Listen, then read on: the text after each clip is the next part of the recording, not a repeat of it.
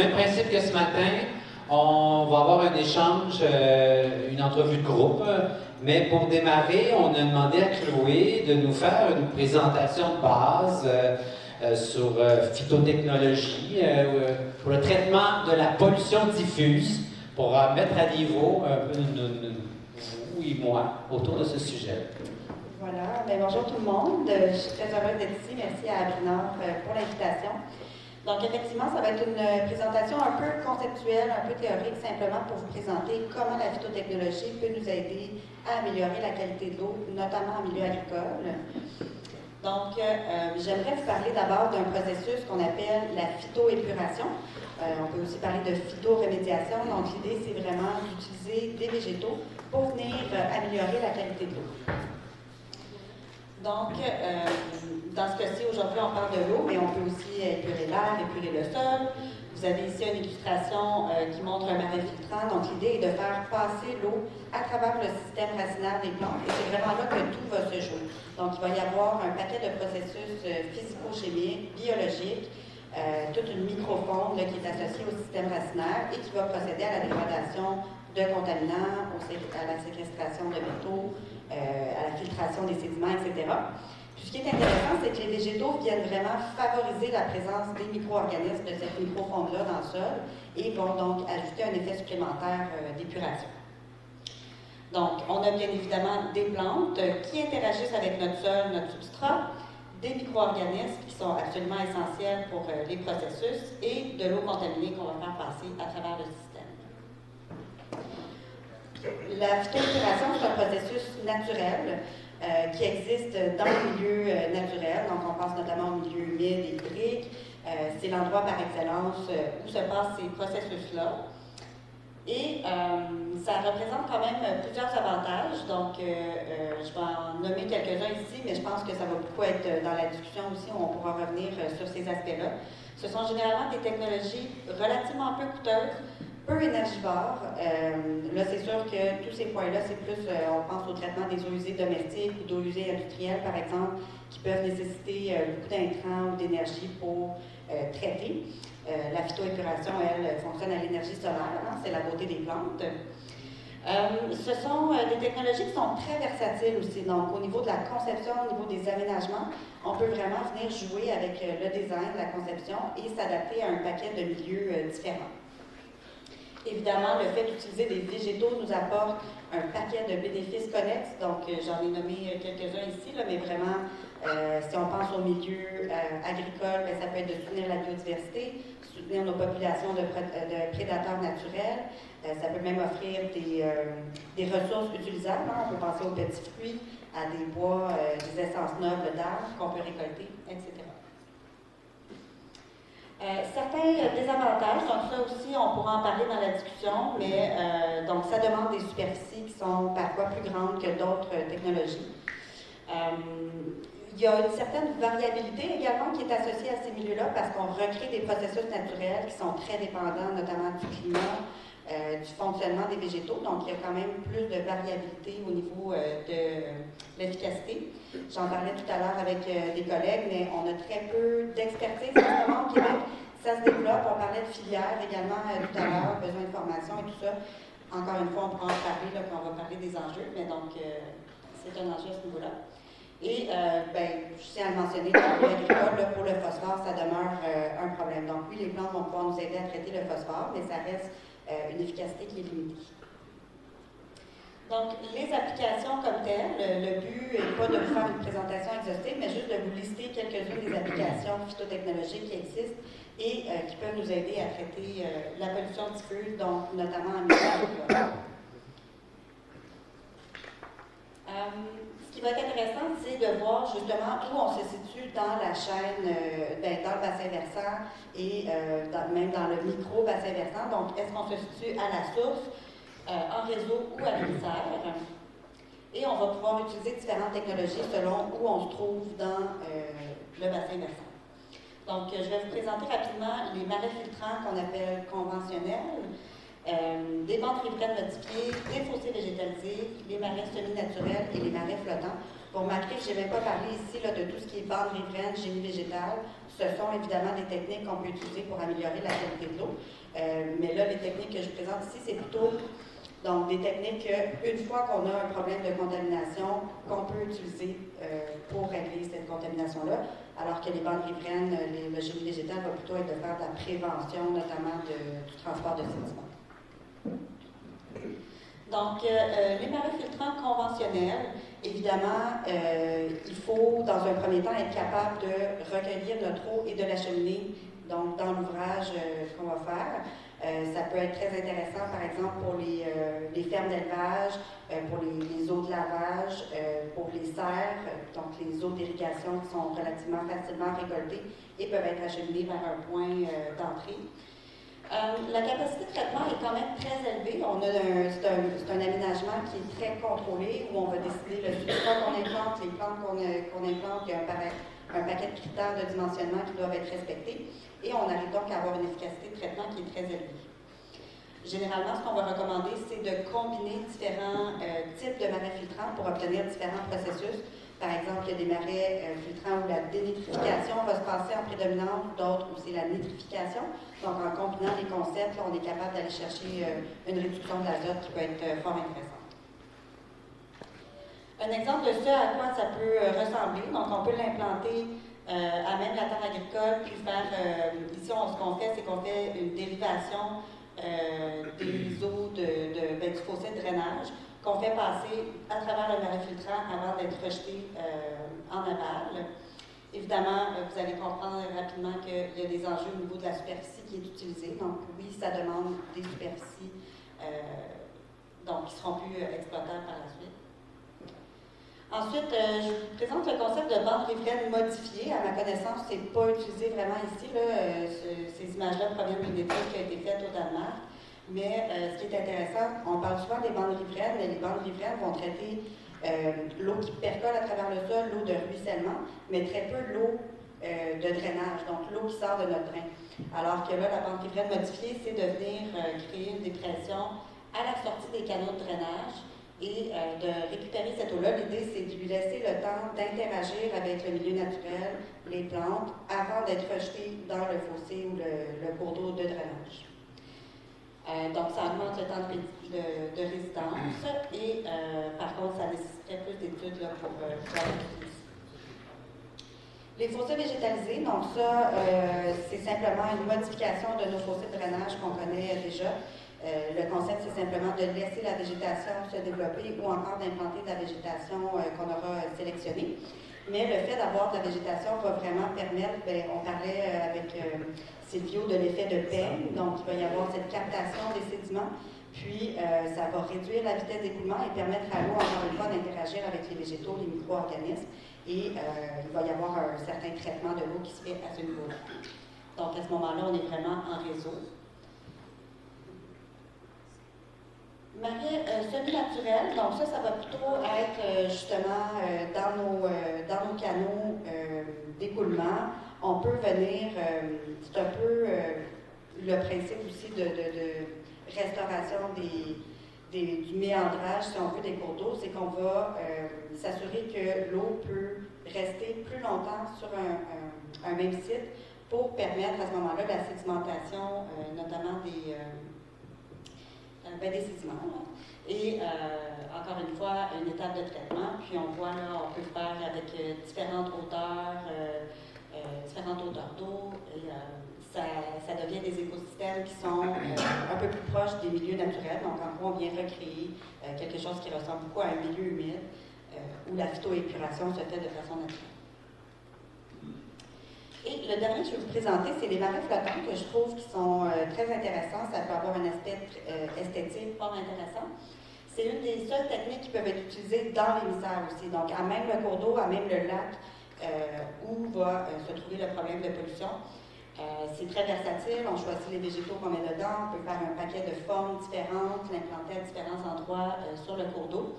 Et ce qui est intéressant, on pourra en reparler si vous êtes intéressé, mais il y a quand même quelques recherches qui se sont faites au Québec sur l'utilisation de ces marais flottants-là, et ça démontre de bons résultats quand même. Donc, une autre technique intéressante. Comment ça flotte? Il faut utiliser un matériau qui a une flottabilité. Donc, souvent, ça va être des plastiques, mais on va essayer d'utiliser des plastiques recyclés. C'est vraiment libre à la créativité. Là, il n'y a pas de normes, de matériaux à respecter. On y va avec ce qu'on a puis ce qui flotte. Quelques exemples ici. Donc, vous avez par exemple la Maison de l'Arbre au Jardin botanique de Montréal qui a implanté des marais flottants. Vous avez également, je pense que j'ai ici, oui, la ville de Rouyn-Noranda qui a implanté ça il y a quelques années. Je serais curieuse d'avoir un retour d'expérience d'ailleurs. Bon. Et voilà, c'était tout pour ma présentation. Ben, encore là, peut-être une ou deux questions, si vous avez par rapport à ça. Est-ce que j'ai une perception que depuis 4-5 ans, c'est un secteur qui est en évolution? Est-ce que ma perception est juste ou ça fait beaucoup plus longtemps que ça se développe? C'est une excellente question. En fait, la Société québécoise de phytotechnologie, ça fait depuis 2008 qu'on fait la promotion de ces techniques-là. Donc, puis ailleurs dans le monde, là, les phytotechnologies, ça fait une bonne trentaine d'années qu'on en parle, notamment les marais filtrants. Par contre, au Québec, ça tarde à arriver un petit peu. Puis on a fait une étude, ce que je n'ai pas mentionné, c'est que mon travail de tous les jours, c'est chez Québec Vert. Je suis conseillère scientifique et chargée de projet chez Québec Vert. On a fait un inventaire des infrastructures végétalisées qui sont réalisées dans les municipalités. Puis on voit vraiment une courbe exponentielle du nombre de projets qui sont réalisés. Là, il y a vraiment un intérêt décuplé dans les dernières années envers ces techniques-là. D'autres questions spécifiques par rapport à ça? Après ça, on va avoir notre échange croisé, mais y avait-tu des questions suite à la présentation succincte que vous aviez? C'est trop clair. Oui, il y a un micro ici. Est-ce que nos gazelles... Je voulais juste savoir pour l'hiver, est-ce qu'il faut les rentrer ou les faire avec le temps? Effectivement, c'est nécessaire de les retirer à l'hiver. Oui. OK, fait qu'il y a une certaine job là, de rentrer-sortir en fonction des saisons. Absolument, puis on en reparlera, mais c'est sûr que la question d'entretien est toujours là aussi. Mais j'étais au lac Ossisco il n'y a pas longtemps, puis je voulais dire, hey, oui, j'ai vu ça au lac Ossisco à Rouyn-Noranda. Donc, ils sont encore là. Ben, c'est une bonne nouvelle. Ouais. Il y a tout un projet par rapport justement à la dépollution du lac. OK, ben c'est bon, s'il n'y a pas d'autres questions, on va enchaîner. C'est le même principe que tantôt. On a donc 3 personnes qui sont là. Je vais leur poser des questions, sensiblement les mêmes que ce matin. Puis après ça, si vous voulez commenter, poser des questions, n'hésitez pas, levez la main, on va vous prendre au bon aussi. Hein, on peut soit attendre à la fin ou si, à un moment donné, vous voulez sauter parce que vous voulez avoir une précision, levez la main, puis je vais vous intégrer dans l'échange. Puis vous, vous avez le droit aussi de rebondir sur les autres. Hein? Comme vous voyez, des fois, tantôt, il y a une petite concertation. OK, moi, je vais y aller en premier, puis je vais compléter après. Peut-être, dans un premier temps, nous parler peut-être des projets que vous avez faits en lien, j'imagine, avec les phytotechnologies. Vous avez 3 exemples à nous partager. Je ne sais pas qui voudrait commencer par nous faire une présentation. C'est bon? Ben, ça fonctionne, ça? Oui, OK, parfait. Moi, ça fait 17 ans maintenant là, que j'ai fait un doctorat dans les bandes riveraines agricoles. Fait que ça fait longtemps là, que je travaille sur les plantations d'arbres en zone agricole. Puis là, je suis arrivé dans la région. Fait que là, on a initié un projet là, chez plusieurs producteurs, dont chez Frédéric. On a planté environ 2000 arbres l'an passé dans différents là, types de systèmes riverains, dont des bandes riveraines qu'on dit à valeur ajoutée, pour reprendre les termes du cours d'avenir, je pense. Parce que je pense que si on veut vraiment percer le milieu agricole, il faut valoriser les bandes riveraines, mais pas juste pour la biodiversité. Là, fait que chaque mètre de terre vaut très cher, puis c'est de la perte de production si on va au-delà de la réglementation. Fait que si on veut peut-être rallier plus de monde, ben là, penser à produire du bois, produire de la biomasse, produire des noix, etc. dans les zones riveraines agricoles, ben, je pense que là, on trouverait des solutions gagnant-gagnant, c'est ça. Mais aussi, je pense qu'il faut laisser aussi des écosystèmes là, plus naturels, mais je pense qu'il faut voir un peu tout l'éventail de solutions là, si on veut réussir là, à développer des solutions qui vont rallier une majorité, je pense, de producteurs. C'est quoi les principales essences que vous utilisez? Je pourrais faire une longue liste. Ok. On a planté une vingtaine d'espèces. Fait qu'on travaille autant avec des espèces à croissance rapide, là, si vous voulez voir, des peupliers hybrides gros comme ça qui ont poussé à l'intérieur de 10 ans, des saules aussi qui s'établissent très rapidement quand on intervient vraiment proche du cours d'eau, mais des chênes, des carriers, etc., des noyers, des érables, on peut, dépendamment des sols, et dépendamment des objectifs du producteur. Je pense que la condition numéro 1, c'est de voir ce que le producteur veut. Il y en a qui ont des besoins très spécifiques, d'autres comme Fred, peut se laisser aller le projet en toute confiance. Parce que, là, mais c'est ça. Fait que dépendamment, ben, c'est ça, je pense que c'est l'élément numéro 1. C'est de voir avec le producteur c'est quoi son objectif, puis là, à voir avec les contraintes, qu'est-ce qu'on peut faire, puis là, on finit avec un projet là, qui va avoir une meilleure acceptabilité, c'est sûr.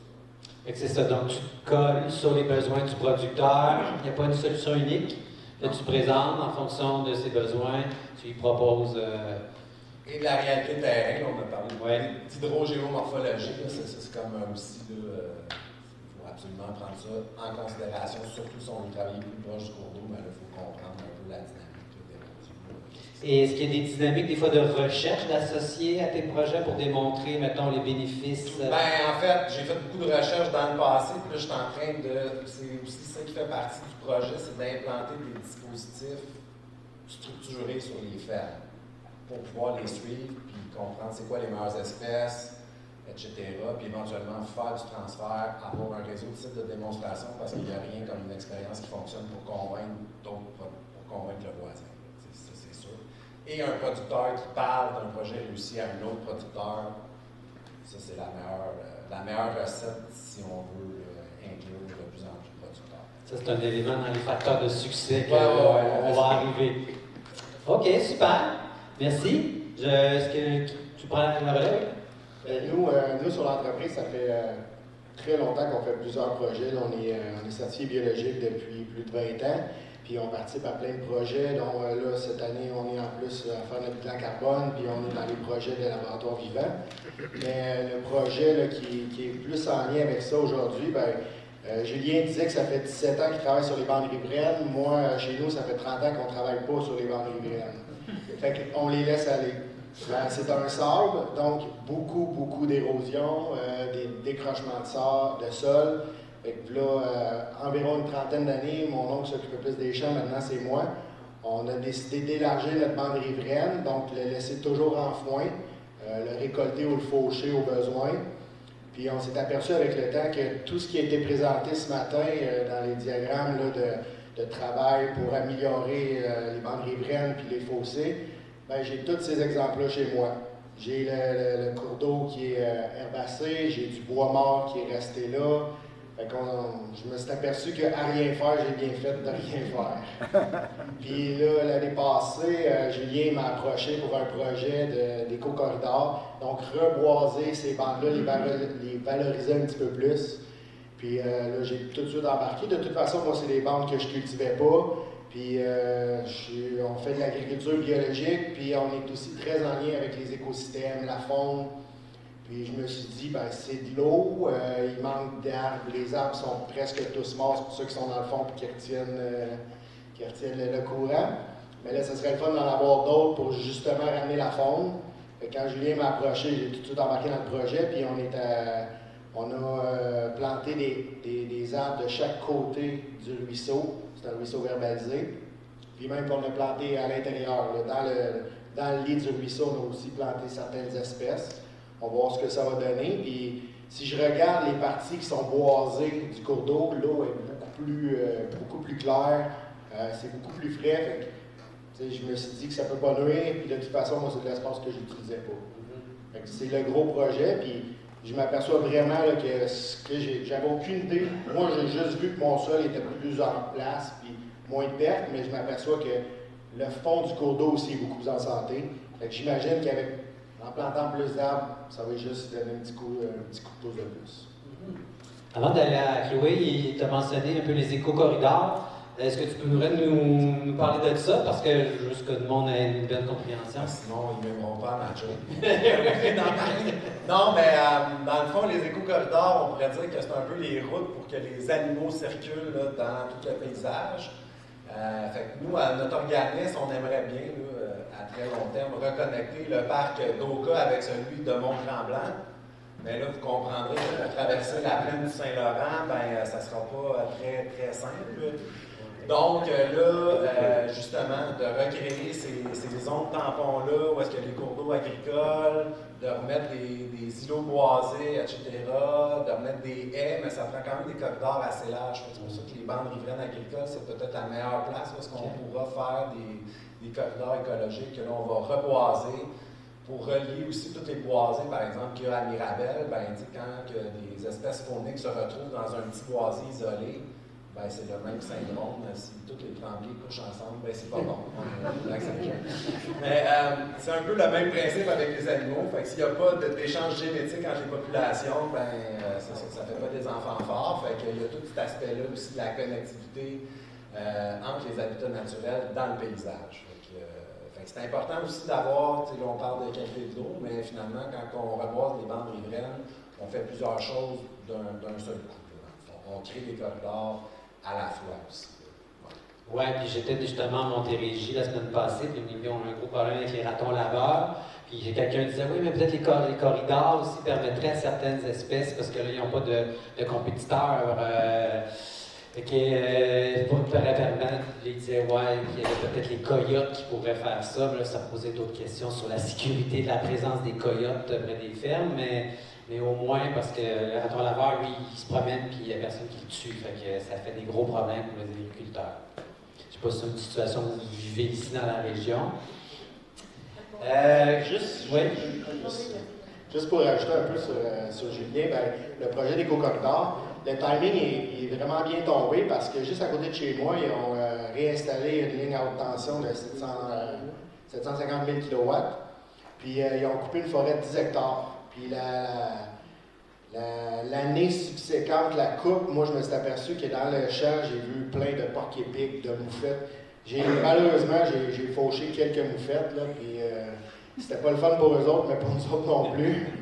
Puis des porcs-épics, des ratons laveurs, justement. Puis même, ce qui m'a choqué le plus, c'est qu'il y avait un grand-duc en plein milieu de mon champ qui attendait là, puis on dirait qu'ils avaient tous perdu leur repère. Il n'y avait plus, cette forêt-là, elle n'existait plus. Puis là, je me suis aperçu que c'était pas une grosse forêt, c'était pas du beau bois, mais il y a vraiment beaucoup de vie là-dedans. Fait que là, en replantant, ben, je me suis dit, le petit peu de lisière de forêt qui reste, versus le corridor qu'on va implanter, ça va me permettre d'aller rejoindre une forêt encore plus grande, plus loin. Fait que, puis en même temps, lui, il arrive dans le paysage, puis il nous propose ce projet-là. Fait que c'était difficile de dire non. C'est intéressant, tu dis que ça a amené un déséquilibre, le fait de couper cette forêt-là. Des fois, il ne faut pas grand-chose, puis ça va avoir un impact pour la faune et la flore. Chloé? Oui, bien pour revenir à la question des projets, je tiens à mentionner quand même qu'à la différence de mes collègues, nous, on ne réalise pas de projet comme tel concrètement. On est vraiment dans le transfert de connaissances, la formation, l'organisation de la communauté de pratique aussi autour de ça. Mais c'est ça, on est très actifs, on fait beaucoup d'événements, des webinaires, des colloques, puis on développe la formation là, depuis quelques années également. Donc, j'invite vraiment tout le monde qui a des besoins de formation, de connaissances à nous contacter pour qu'on voit qu'est-ce qui est possible de travailler pour que justement la filière puisse se mobiliser puis qu'on puisse réaliser plus de projets en milieu agricole dans les années à venir. Et vois-tu comme de plus en plus de demandes des firmes d'agro-conseil qui s'intéressent aux phytotechnologies? Oui, les firmes d'agro-conseil, je dirais aussi, un des publics qu'on essaie de rejoindre beaucoup, c'est les ingénieurs aussi. Hein? Okay. On a parlé de l'implication des ingénieurs dans la signature des plans pour la réalisation d'un projet. C'est que ça fait partie des gens qu'il faut sensibiliser parce qu'évidemment, ils ne sont pas habitués de travailler avec la nature et qu'ils sont habitués de travailler avec des matériaux inertes. Il faut les comprendre, donc ils travaillent avec des équations, des choses qui sont bien fixes. Donc, il y a vraiment une nécessité d'arrimer les différentes professions, biologistes, hydrogéomorphologues, les ingénieurs et tout ça pour réaliser des projets de qualité. Là. Ma prochaine question, c'est autour justement des défis rencontrés. Peut-être que tu ne fais pas des projets, mais tu dois être conscient des défis rencontrés quand il y a de l'implantation de ce type de projet-là. Dans vos expériences, c'est quoi les défis rencontrés quand on veut installer justement ce genre de technologie-là? Bien, moi, un point que j'aimerais mentionner, c'est vraiment l'entretien. On en a parlé un petit peu ce matin.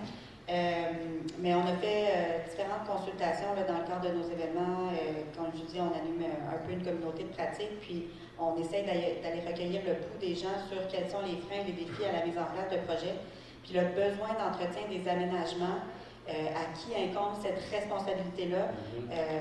Évidemment, les agriculteurs ne sont pas enclins à prendre cette responsabilité-là et on les comprend. Donc, à qui vont incomber les coûts et le temps, les ressources que ça demande de faire cet entretien-là. Évidemment, il y a des types d'aménagements qu'on souhaite qu'ils soient plus naturels. Je parlais avec Sylvio tout à l'heure, on parlait de la dynamique de sédimentation dans le type de projet qui démontrait là, les chenals à 2 écoulements, par exemple. Puis l'idée, c'est vraiment de venir réduire au plus possible le besoin d'entretien par la suite, mais ça reste que c'est quelque chose qui je crois, pour être beaucoup amélioré. Là, on parlait du programme Primevert qui ne finance plus les travaux d'entretien, par exemple pour des haies brise-vents ou pour des bandes riveraines.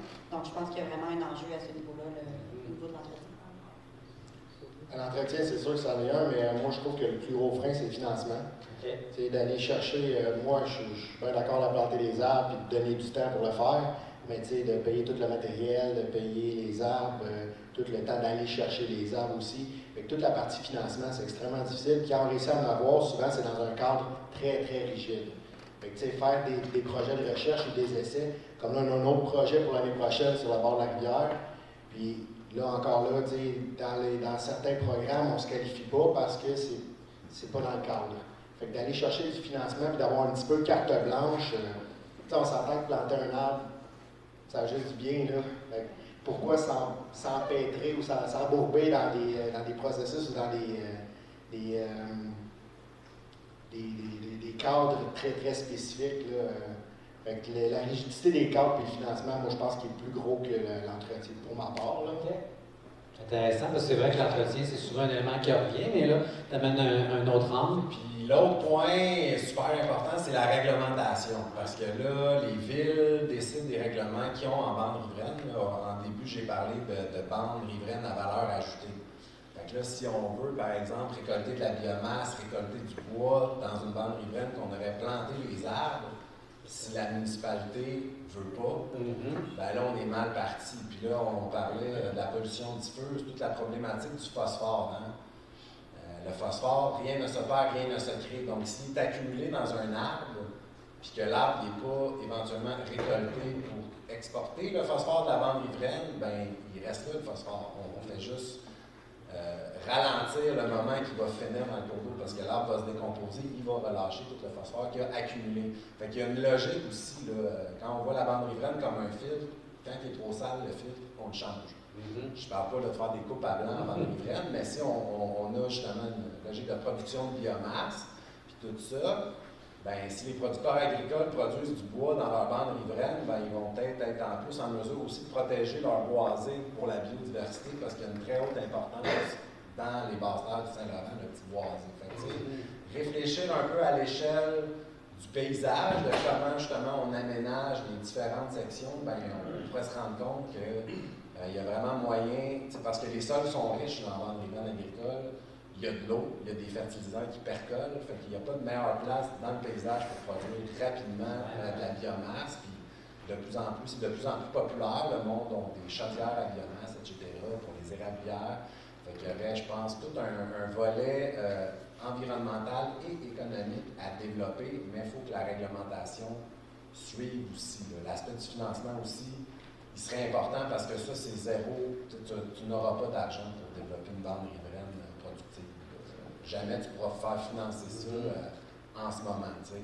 Fait que là, il y aurait tout cet aspect-là, je pense, absolument comme trouver des solutions gagnant-gagnant, mais il faut qu'il y ait une réglementation là aussi qui suive. Cette réglementation-là, j'ai une petite question peut-être naïve, elle est dit en fonction de chacune des MRC ou c'est au niveau du Québec? Ben, c'est ça. Ah oui? Ah oui, chaque municipalité, fait que tu peux avoir, chaque municipalité a différents règlements. OK. Quand tu interviens dans plusieurs municipalités, c'est pas évident. OK.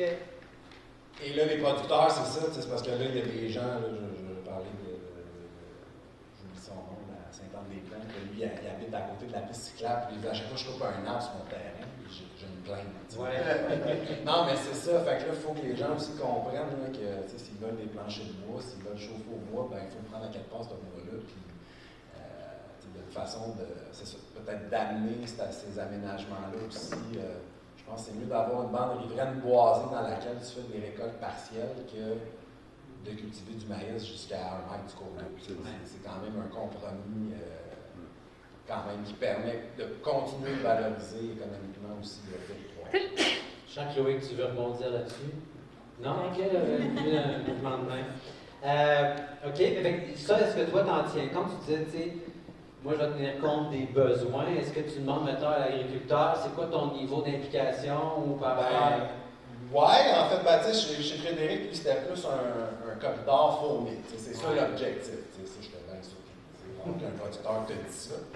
Mais un autre projet à Mirabel, chez Michel Lalande, Mirabillard Famille Lalande, lui, il vient justement de changer son système de chauffage pour son érablière, puis il a besoin de bois léger, parce que juste l'érable à sucre, c'est trop. Fait que là, j'ai proposé d'implanter des arbres à croissance rapide sur le bord de l'eau pour en récolter. Puis une autre partie de la bande, ben là, je trouve quelque chose de permanent avec des feuillets puis tout ça. Mais tu sais, un moyen de valoriser, c'est ça, sa bande riveraine.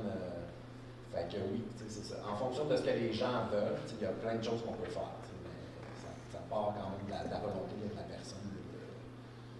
Mais il a laissé 10 mètres de bande riveraine. Okay. C'est rare ça, qu'un producteur va faire ça, mais parce qu'il voit l'intérêt de le faire. Sinon, ben, juste dire 10 mètres pour la biodiversité, ça ne s'y garoche pas là, pour appliquer au programme. Il n'y a pas personne qui veut ça si tu ne peux pas le valoriser dans le fond. Est-ce qu'il y a des dangers que certaines plantes utilisées peuvent devenir des espèces envahissantes s'ils ne sont pas contrôlés? Ben, c'est intéressant comme question. Là. Je pense qu'il faut effectivement sélectionner avec attention les plantes qu'on va utiliser. On est dans des milieux semi-naturels. On veut justement renaturaliser. Par contre, ce qu'il faut savoir, c'est qu'au niveau des espèces à croissance rapide, les espèces hybrides, souvent ça va être des clones, des cultivars, parfois qui sont stériles. Donc, généralement, ils sont assez bien étudiés, puis il y a très peu de risques. Là. Donc, je ne sais pas si vous faisiez référence directement à ces espèces-là, mais c'est quelque chose, personnellement, sur lequel je travaille avec Québec Vert. Là. On travaille beaucoup avec les pépiniéristes pour, dans le fond, étudier les espèces qui sont potentiellement problématiques, qui ne sont pas problématiques actuelles, mais qui auraient le potentiel de le devenir, puis s'assurer vraiment qu'on arrête de les produire, de les commercialiser. Mais je vous dirais que généralement, si on y va avec des espèces indigènes, on a beaucoup d'espèces indigènes. On parlait du sol justement ce midi. Il y a énormément d'espèces de sol au Québec, très peu qu'on utilise en pépinière qui sont commercialisées. Donc, il y aurait vraiment un potentiel d'aller développer des nouvelles espèces pour la renaturalisation. Donc, on a tout le pôle d'espèces qu'il nous faut dans nos espèces indigènes. Je pense que c'est peut-être ça la clé d'aller chercher dans ce pôle-là. Okay. N'hésitez pas si vous avez des questions. Moi, dans l'autre projet que je travaille, le fragmite, le fameux fragmite, les gens disent, y a-t-il une utilité au fragmite? Certains disent, ah oui, ça a des propriétés de filtration. C'est une espèce qui je me sens directement visée par cette question parce que le fragmite est la plante par excellence de marais filtrant. Il n'y a pas une plante dans le monde qui fait mieux le travail dans un marais filtrant que le roseau commun. Toutefois, évidemment, au Québec, on va s'abstenir de l'utiliser, avec raison.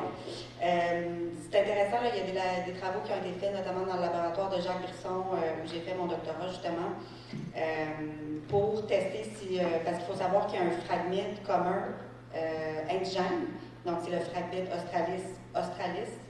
Je me trompe de nom latin, excusez-moi, le Australis est celui qui est indigène. Bref, il y a une variété qui est indigène et on a testé les performances en marais filtrant, puis il donne quand même des résultats intéressants. Mais il y a un paquet d'autres, graminées entre autres, ou encore le sol justement à croissance rapide qui peut donner des résultats similaires. Mais oui, le fragmite, ce qui est intéressant, c'est qu'il va produire énormément de biomasse, énormément de biomasse racinaire également. Puis, comme je l'ai mentionné, là, au niveau de la phytoépuration, c'est vraiment au niveau de la zone racinaire que tout se passe. Donc, oui, le fragmite, une plante par excellence pour la phytoépuration. À choisir avec précaution. Peut-être une question pour toi. Ton projet est assez novateur. Comment ça a été reçu par les autres producteurs? J'imagine qu'ils t'ont regardé. Ça a suscité beaucoup de curiosité. Ils t'ont posé des questions. Pourquoi tu as fait ça? Ça t'a inspiré d'autres à aller un peu dans ta direction? Je ne sais pas si ça m'a inspiré d'autres pour l'instant. Puis j'ai pas eu de commentaires non plus des voisins. Mais la première haie brise-vent, nous, on l'a plantée, ça fait déjà 40 ans. Okay. Fait que déjà, on était les premiers. Puis je vois les résultats, là, les années où il y a de la sécheresse, ou des grosses pluies, des gros vents, je vois déjà des résultats. Fait que, honnêtement, à ce niveau-là, j'ai pas beaucoup de discussions avec mes voisins. Ils sont plutôt très conventionnels. Il y a une fois, je suis allé voir mon voisin pour lui demander de laisser une lisière d'arbres entre nos deux champs. Puis il a dit « Ah oui, c'est vrai, t'es biologique, j'ai aucun problème avec ça. » Fait que c'est pas mal vu, mais je pense pas qu'il va y avoir beaucoup d'adeptes qui vont me copier. S'il y en a dans la salle ici, vous pouvez lui poser des questions.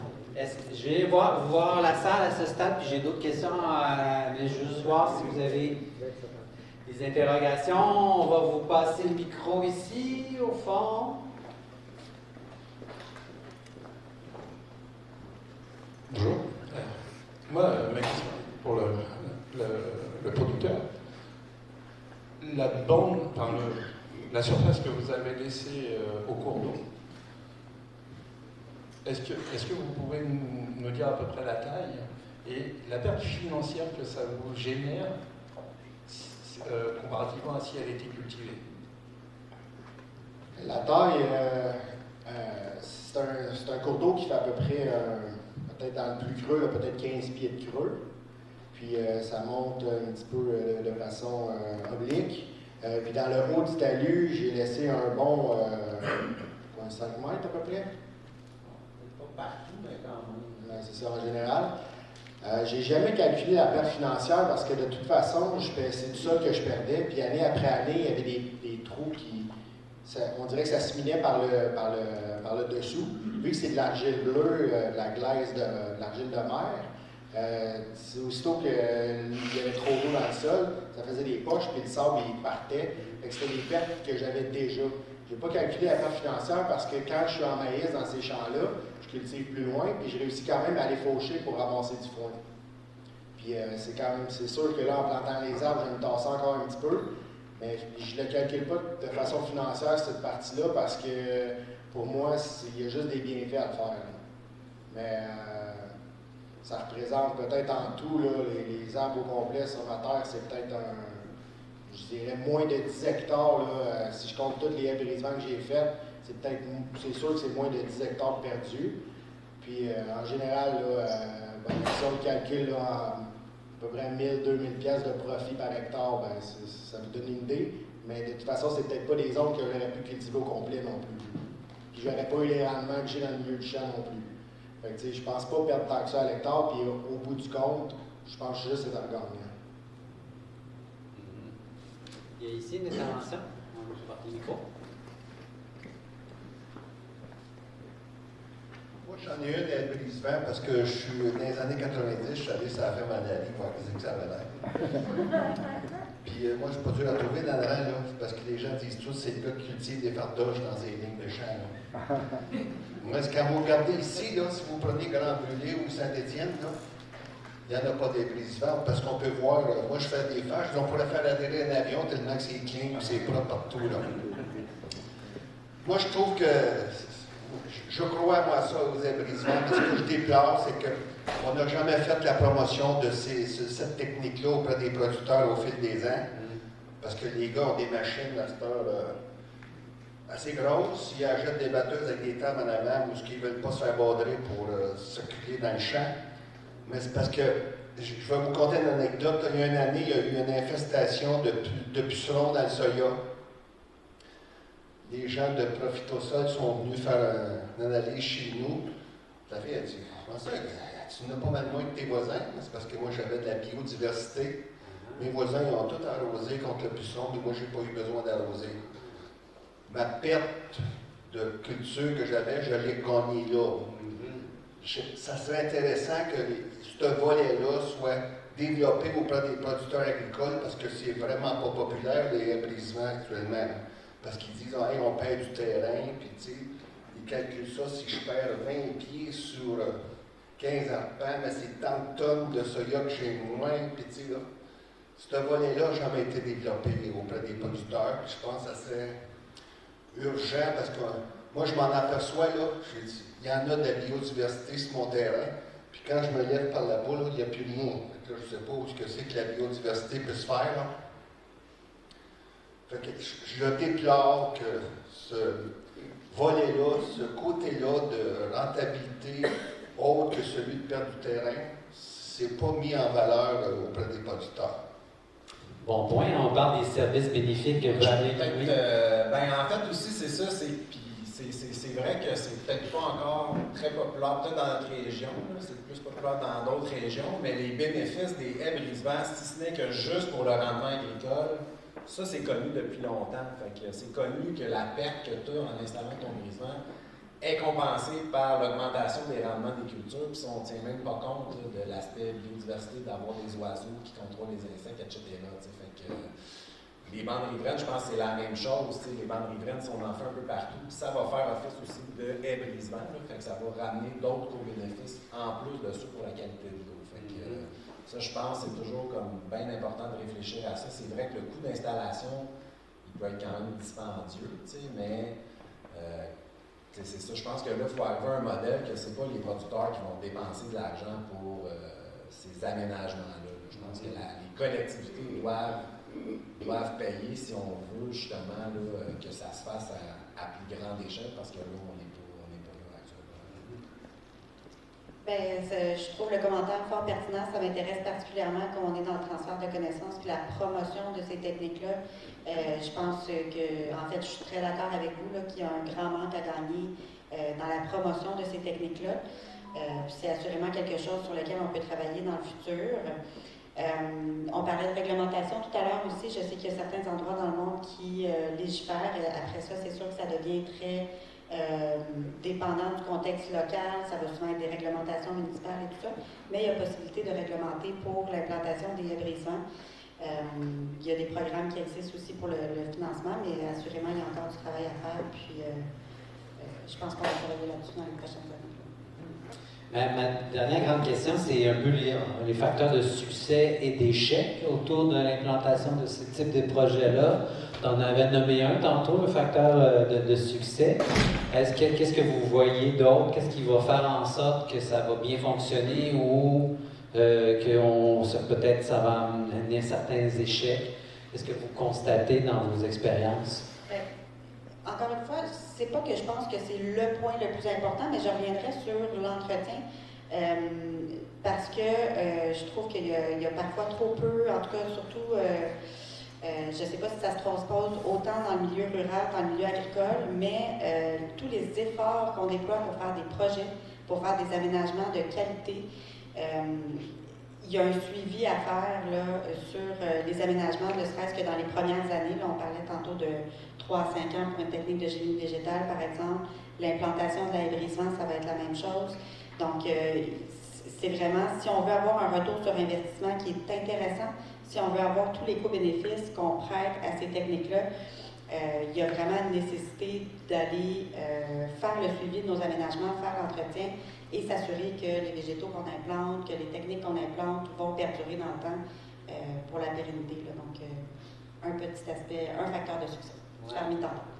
L'autre aspect super important, je pense, qui fait le succès d'un projet, c'est que ça prend du monde vraiment compétent, mais ça n'existe pas là, des formations à l'université de faire des bandes riveraines agricoles. C'est souvent les clubs conseils en environnement qui s'occupent de ça, mais c'est des agronomes pour la plupart.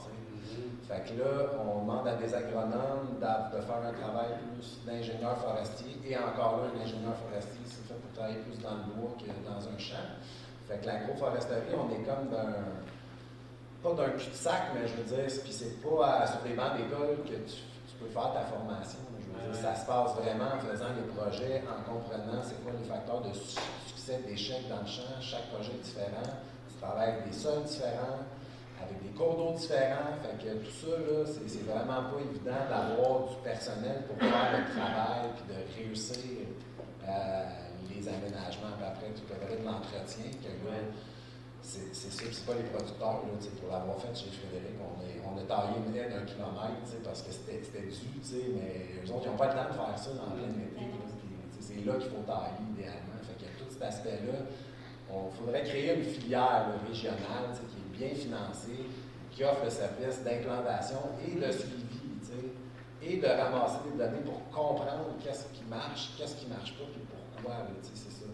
Tant qu'on n'aura pas ça, on va faire des petits projets à gauche, à droite, parce qu'il y a de l'argent, mais sinon, on n'aura pas quelque chose de structurant. C'est vraiment sûr que si on veut rendre ça à plus grande échelle et accessible pour tous, l'aspect de l'entretien est important, parce que ça, c'est un facteur, un frein majeur, parce que le producteur va dire, ouais, mais tu sais, les arbres, quand les branches vont faire 5 mètres de long, ben, moi, c'est 5 mètres que je vais perdre dans le champ. Il y a cet aspect-là aussi qui est super. J'aime bien ton idée de filière régionale parce que en termes même de transfert d'apprentissage, ça peut inspirer d'autres régions. Regarde, on l'a fait, les Laurentides, voici ce que ça a donné, puis de l'avoir plus que sur 1 ou 2 ans. Il y a une certaine, j'imagine, durée là, pour démontrer aussi les impacts et les bénéfices quand on implante ces technologies-là. C'est long avant d'avoir des résultats. Quand on plante un arbre, ça prend 10, 20 ans avant de comprendre son effet de brisement, etc., son effet de dépollution. Deux questions dans la salle. Super. J'ai ici, puis la deuxième est où? OK. Je vais vous donner la parole en premier. Merci, Mme Chaumont-Terrabois. Dans le fond, on dit un peu, une des problématiques, c'est un des freins, dans le fond, c'est la perte de superficie, la perte de revenus. Il y a certaines initiatives là, qui existent au Québec, par exemple, être rémunéré pour le carbone qui est capté, comme Carbone Riverain. Je sais que dans certaines MRC, je pense que la MRC de Nicolet, ils viennent compenser les producteurs qui perdent la superficie. Je ne sais pas si vous connaissez ces initiatives-là, puis je me demandais est-ce que vous les trouvez intéressantes, est-ce que ça serait applicable dans la région aussi? Bien, là, il y a Alus, avec Maria, justement, que ça, c'est super bon parce qu'ils peuvent payer une partie de l'aménagement, mais ils donnent une rétribution en fonction de la superficie. Fait que, c'est pas des montants astronomiques, mais c'est assez pour convaincre un producteur. Il y a tout l'aspect du carbone, mais là, est-ce que le carbone, ça va faire ça ou ça va faire ça? Ça, on ne le sait pas. Là, fait que c'est peut-être pas la meilleure voie. Je pense que tout l'aspect service écosystémique, un peu comme Alus fonctionne, ça, c'est justement, ça diversifie un peu le panier de produits. Mais il pourrait y avoir aussi carrément là, des crédits de taxes là, pour les producteurs qui respectent la réglementation en zone riveraine. Ben, là, ça encouragerait peut-être tout le monde à le faire. Fait que je pense que ça aussi, il faut que ça vienne absolument avec des incitatifs financiers, parce que en ce moment, les producteurs n'ont pas d'intérêt vraiment. Certains n'auront pas l'intérêt de respecter la réglementation parce qu'il n'y a pas les effectifs municipaux pour la faire respecter. Fait que s'il n'y a pas l'incitatif financier qui vient avec le respect de la bande riveraine, ben, la situation va rester telle quelle, mais ça se fait ailleurs. Là, je pense qu'on serait mieux pour avoir ça là, dans notre région, là, à Mirabel, par exemple. Là, ça serait, mais je pense à 50-des-Plaines, ils l'ont fait un peu. Je suis d'accord avec toi qu'effectivement, ça prend davantage d'incitatifs, puis ça se fait beaucoup au niveau, ça peut se faire au niveau local, au niveau des municipalités, des MRC. Par contre, je trouve la question de la séquestration du carbone quand même très intéressante.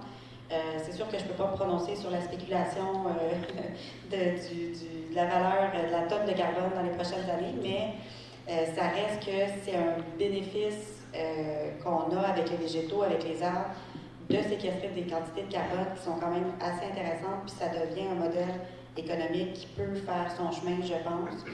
Carbone Riverain est un premier exemple qui est facilement applicable, je pense. Mais il y a un paquet d'organismes qui travaillent sur cette question-là au Québec, Coop Carbone, Carbone Terre à Terre, assurément d'autres. Puis je pense que tous les projets de reboisement, on a le Jour de la Terre qui fait de la reboisement en poulet agricole, tous ces projets-là, si on est capable de venir la séquestration de carbone devient un service écosystémique qu'on peut facilement monétiser. Relativement facilement. Peut-être plus que, oui, bien sûr, on n'est pas encore à point à ce niveau-là, mais peut-être plus que d'autres services. Donc, je pense qu'il y a de l'avenir dans ce créneau-là, puis il ne faut pas négliger aucune possibilité, dans le fond, d'améliorer les possibilités de financement, je pense. Merci. J'avais une intervention. C'était Bernard Morin. J'habite sur le rang Saint-Étienne, je sais pas pour contredire Réal, mais il y a 47 ans, on a planté des arbres tout autour de notre terre en paysement. On vit très bien avec ça, mais c'est vrai qu'à un moment donné, ça demande un certain entretien, mais c'est une autre forme d'activité. Et puis, il y a un point important aussi, c'est l'embellissement du paysage qui n'a pas été souligné. Et ça, je pense que c'est en même temps qu'on fait du bien à l'environnement, à se voir maintenant les polluants, ces choses-là. C'est le bien-être que ça procure de vivre entouré d'arbres. Ça, c'est très important. Je ne peux qu'acquiescer avec vous, je suis tout à fait d'accord. Bien, ça, c'est en effet parce que dans tout ce que Julien m'a demandé, j'ai dit oui à presque tout.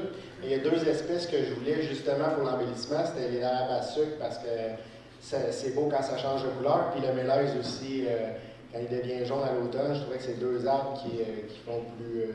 que je voulais être capable de les voir de chez moi. Fait que, pour l'embellissement aussi, mais ça, je trouve que c'est un bonbon, c'est un plus. C'est vrai que moi aussi j'ai entendu quelques commentaires sur le volet esthétique qui n'est pas à nier, tu sais. Il y a des gens qui disent « Ah bon, on pourrait-tu faire des des bandes riveraines puis mettre beaucoup des différentes plantes ou espèces de fleurs, juste pour le côté esthétique. Puis il y a un producteur, Abitufel, qui avait fait ça, qui avait planté plein d'espèces de plantes. Puis les gens s'arrêtaient là, sur le coin, puis ils rentraient dans mon champ pour juste regarder les types de plantes qui avaient été plantées. Fait que ça peut avoir justement un effet sur le bien-être. Je vais ici. C'est encore moi, Maria. Premièrement, on est deux maintenant pour aller avec Steph, fait que je tiens à le dire, je ne suis pas toute seule. Mais en fait, c'est un peu tout ça que dans plusieurs choses qui ont été mentionnées, c'est ce qu'on fait, ou qu'on essaie du moins de faire avec ALUS. Fait que oui, il y a une partie justement de compensation financière pour la portion de terrain qui est allouée à la création de nature, parce que des fois, oui, il y a beaucoup d'avantages à avoir une haie brise-vent, mais ça prend peut-être 10, 15, 20 ans avant d'avoir ces avantages-là. Fait que l'impact de la perte de terrain, c'est quand même le risque que le producteur prend là, au début quand il met en place son projet. Fait que c'est pour ça que nous, on paye pour les biens écosystémiques. Là. Fait que ça englobe le carbone, ça englobe le paysage. Là, ça fait partie des... c'est considéré d'ailleurs dans le règlement sur le milieu humide là, comme une fonction écologique, là, la qualité du paysage, l'érosion, l'eau, tout ça. Le carbone, c'est comme un gros truc mystérieux, là, selon moi, où les calculs sont très différents selon à qui tu parles, mais c'est quand même inclus parce que c'est une opportunité de financement qui n'est pas à négliger. Fait que ça fait partie des services écosystémiques comme toutes les autres, là, mais selon moi, il n'y a pas une plus grande valeur que les autres, mais bon, il y a plusieurs différents avis là-dessus. Mais en fait, puis ALUS, la particularité, c'est qu'on fait des suivis. Soit nous-mêmes, soit les partenaires avec qui on travaille, puis on est là aussi pour accompagner les producteurs dans l'entretien de ces projets-là, c'est quoi les besoins. Puis à chaque 5 ans, les contrats sont renouvelés. Fait que est-ce qu'après 5 ans, est-ce qu'il faut changer des espèces? Est-ce qu'il faut revoir le projet? Est-ce qu'il faut faire les choses différemment? Puis l'autre chose qu'on essaie de faire justement avec, dans notre comité, on a Julien qui est dans notre comité, on a une fille de Profit au sol qui est sur notre comité, on a Nature Action. Fait qu'on essaie justement puis on a 10 producteurs là, de la région, là, de différents endroits de la région, 8, excuse. Fait qu'on essaie justement de comprendre la réalité des différents producteurs, des différents types de production, puis de travailler le plus possible avec les partenaires pour justement, je ne veux pas dire qu'on va créer une super filière locale, là, mais c'est un peu ça l'objectif de faire du réseautage puis de travailler ensemble. Merci. N'hésitez pas si vous avez d'autres interventions. Je voudrais peut-être juste clore le dernier volet là, qui était facteur de succès ou d'échec. Y en a-tu d'autres que vous avez vus ou que vous pensez qu'il risque d'arriver? Y a-t-il des éléments selon vous qui permettraient de promouvoir ou d'utiliser davantage les phytotechnologies? Je comprends la notion de financement, la question d'entretien que vous avez nommée. Y a-t-il d'autres facteurs que vous n'avez pas encore partagés? Peut-être l'accès à du matériel de qualité, des végétaux de qualité et à bon prix. Moi, je ne cacherai pas, j'ai accès aux arbres du ministère parce que je fais des projets de recherche, mais ce n'est pas le cas de tout le monde.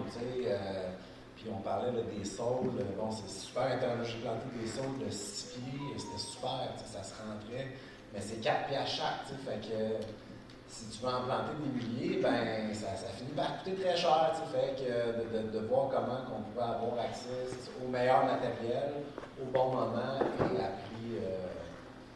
À faible prix, là, je pense, parce que là, plus ça va, plus ça coûte plus cher. Fait que ça fait en sorte aussi que ça peut être un frein aussi à la qualité de l'aménagement qui est. Et est-ce que des processus de mutualisation ou des groupes d'achat, mettons, sur des arbres, vous pourrez nous faire économiser le prix de revient? Ou... On en commande pas mal. Ouais, c'est ça. Juste peut-être pour mentionner que chez Québec Vert, on travaille beaucoup sur cette question-là d'arrimage entre l'offre et la demande. On s'intéresse à la capacité de production des producteurs en pépinière. On sait que la demande est de beaucoup augmenter dans les dernières années. En fait, elle est déjà en augmentation. On veut pouvoir s'approvisionner en végétaux qui ont été le plus possible produits au Québec, éviter d'avoir à aller à l'extérieur. On a un manque au niveau des arbres de calibre, au niveau des plantes indigènes. On a un grand manque à gagner. Donc, on travaille fort là-dessus. On va éventuellement développer un plan d'action pour mieux arrimer cette offre et demande-là. J'invite tous ceux qui ont des problèmes d'approvisionnement à venir me contacter. Ça me fera plaisir d'en discuter avec vous. Mais c'est assurément un enjeu puis un facteur de succès également. J'avais une autre idée pour... Oui, les facteurs de succès, je rebondirais sur un autre sujet. Là. Dans le fond, on parlait beaucoup de mobilisation puis d'inclure les producteurs, évidemment, dans les projets dès le début et tout ça. Mais je dirais aussi avec l'interdisciplinarité au niveau de la filière professionnelle qui vient accompagner tout ce beau monde-là, qui vient faire les projets, puis entre les différents corps de métier qui vont être impliqués dans un projet. Donc, tu as quelqu'un qui fait la planification, souvent tu as quelqu'un d'autre qui va faire la conception de l'aménagement, quelqu'un d'autre qui va le réaliser, quelqu'un d'autre qui va l'entretenir. Donc, d'avoir vraiment une interdisciplinarité en toutes ces fonctions-là pour créer des projets qui ont le meilleur impact possible et qui sont cohérents là, avec le milieu dans lequel on s'insère également. Oui, de la place au croisement des savoirs. C'est plate mon intervention, mais en 1993, j'ai implanté une brise-vent. Chaîne et l'épilote, à toutes les 5, j'ai mis des rames à sucre. En 2015, quand j'ai vendu, l'acheteur a tout arraché ça parce qu'il dit que ça bloquait les trains. Il y avait peut-être un manque d'informations. Oui, bien, c'est une des craintes qui est souvent associée là, à l'implantation de l'ébrisement. Il y a tout simplement, en tout cas, ce que je peux dire de mon expérience, c'est qu'il y a tout simplement une distance à respecter entre l'implantation des arbres et des drains, parce que c'est effectivement une possibilité que les racines aient s'infiltrer dans les drains. Mais donc, il y a certaines précautions qui peuvent être prises, telles que respecter une certaine distance entre les drains pour venir contrer ce problème-là. Là. Il y a aussi possibilité d'implanter des barrières anti-racines à proximité des drains. Ça demande peut-être un petit peu plus de travail pour venir implanter ce type de membrane-là, mais c'est quelque chose auquel il faut faire attention, là, effectivement. Vous avez parlé que le Québec est un peu en retard là-dessus. Si, mettons, on veut se documenter, là, puis aller voir, mettons, des initiatives, y a-t-il des pays là, à l'avant-garde là, qui fait « Wow, ces pays-là sont tellement en avance là-dessus sur les phytotechnologies, dans ce que vous avez observé? » Bien, c'est sûr que pour tout ce qui est marais filtrants, en Europe, c'est extrêmement bien développé, au Danemark notamment, en France également. Il y a beaucoup d'outils de conception qui existent en Allemagne également pour les marais filtrants. Je parlais de réglementation pour les abrissements tout à l'heure, ça c'est en Angleterre que j'ai vu ça. En Europe, généralement, on ne se trompe pas. Déjà en 1999, j'allais faire un stage en Suisse, puis eux, il y avait déjà la mentalité de respecter les zones forestières versus la culture au champ. Donc, il y avait déjà une prime si tu ne cultivais pas juste sur le bord d'un boisé. Tu avais une prime si tu laissais une culture de couverture. Puis ça, eux, ils avaient déjà établi ça en 1999. Fait que je pense que là-dessus, on est pas mal en retard. Fait que plein d'incitatifs, finalement, pour essayer des nouvelles affaires. Exactement. Je dirais qu'aux États-Unis, il y a quand même un gros pool de recherche au niveau des bandes, l'aménagement des bandes riveraines, justement, valoriser la biomasse, tout ça. Puis ça se fait aussi beaucoup en Europe avec le sol, justement. Trouver un compromis économique à valoriser les bandes riveraines, ben, ça, c'est des modèles qui existent, c'est sorti dans les années 90 peut-être, là, des bandes riveraines avec différentes portions, dont certaines que tu récoltes la biomasse puis tout ça. C'est quand même pas, c'est pas des nouvelles idées. Là, on est bon en environnement pour recycler les idées aussi. Est-ce que, il nous reste 3 minutes, peut-être un dernier tour, une dernière idée que vous aimeriez partager? Pour conclure, moi je ne suis pas dans le bassin versant de la Brie-Nord, je ne suis pas dans le bassin versant de la rivière du Nord, mais je suis dans le bassin versant de la rivière Assomption. C'était une des rivières les plus polluées, la rivière Achigan en faisait partie. Puis depuis que je suis jeune jusqu'à maintenant, là, je trouve qu'il y a une amélioration. Je comprends qu'il y a encore beaucoup de chemin à faire, mais on voit que la qualité d'eau s'améliore tranquillement, puis pas juste à cause du milieu agricole, mais aussi il y avait des usines, il y avait des abattoirs, puis la réglementation fait en sorte que là, il y a beaucoup moins de rejets dans la rivière, et je ne suis pas prêt à dire que je la boirai demain matin, mais peut-être que mes petits-enfants vont avoir la chance de la boire si on continue dans ce sens-là. Je pense qu'on est dans la bonne direction, mais il y a encore beaucoup de chemin à faire. Julien, as-tu un dernier mot? Ben non. Non. Je l'ai présenté tout à l'heure. OK. Je prends, oui, une dernière intervention, oui. Claude, c'était juste pour les brise-vents, en fait. J'imagine qu'il y a beaucoup d'espèces d'arbres que vous implantez, pas juste une seule, pour la biodiversité. Parce que si jamais il y a une maladie d'un arbre, ben, c'est pas toute le brise-vent qui va y passer. Hein. Comme nos forêts qu'on aménage avec comme une seule essence, probablement. Je ne sais pas exactement, mais voilà, c'est juste le commentaire. Non, il y a tout ce principe-là, justement, d'avoir plusieurs espèces quand on fait, de tenir compte de ça, oui? Dans les brise-vents qu'on a implantés il y a une quarantaine d'années, il y avait quelques espèces. Puis dans celles qu'on vient d'implanter là, il y en a vraiment beaucoup. Il y en a beaucoup plus pour avoir une bonne diversité. Puis aussi des espèces qui sont adaptées à nos conditions et à mes types de sols. C'est ça. Ben, c'est sûr qu'on gagne toujours à planter plusieurs espèces, mais aussi des fois on peut penser un peu différemment. Des fois, remettre un couvert forestier rapidement avec une espèce va aider plein d'autres espèces à s'ensemencer naturellement. Fait que je pense qu'il y a comme différentes stratégies pour la biodiversité. En tout cas, j'en parlais un peu dans ma présentation, mais fait qu'il y a tout ça, fait qu'il y a plusieurs. Mais c'est sûr pour une haie brise-vent, on est toujours mieux là, d'y aller avec au moins 3, 4, 5 espèces idéalement qui sont bien adaptées au milieu là, que juste une seule, parce que là, on le vu avec le frein, la problématique que ça peut amener, là, et à Montréal non plus. Alors, je voudrais qu'on applaudisse Julien Fortier, Chloé Frédéric et Frédéric Allary pour leur participation. Merci beaucoup.